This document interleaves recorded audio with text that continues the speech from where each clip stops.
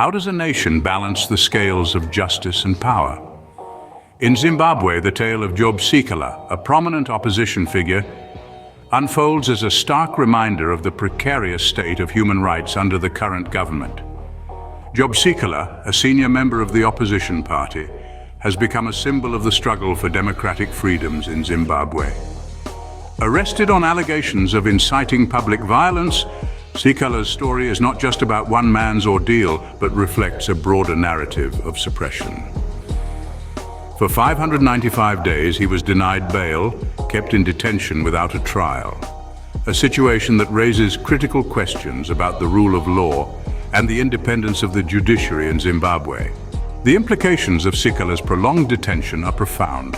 It sends a chilling signal to voices of dissent and opposition in the country. The message is clear: opposition to the ruling party carries severe consequences. This tactic is not just about silencing Sikhala, but about instilling fear among those who dare to challenge the status quo. Under President Emmerson Mnangagwa and his ZANU-PF party, there has been an alarming trend of using state institutions to clamp down on opposition activities. Reports indicate a systematic approach to suppress freedom of association and movement, particularly as the country gears up for presidential elections. Arrests of opposition figures and supporters have become disturbingly common, with the government accused of banning opposition gatherings and revoking the registration of critical civil society organizations. This selective application of the law and violations of international human rights norms highlight a shrinking democratic space in Zimbabwe. The international community, including human rights advocates, watches closely, concerned about the integrity of the upcoming elections and the overall direction of governance under Mnangagwa.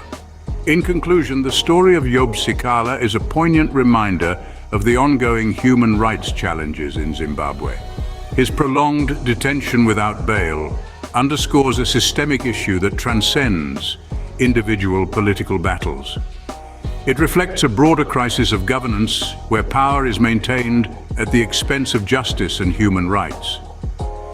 As Zimbabwe moves towards another election, the plight of Sikhala and many others will remain a critical test of the nation's commitment to democracy and the rule of law. The world watches, hoping for a future where all Zimbabweans can express their views without fear of retribution.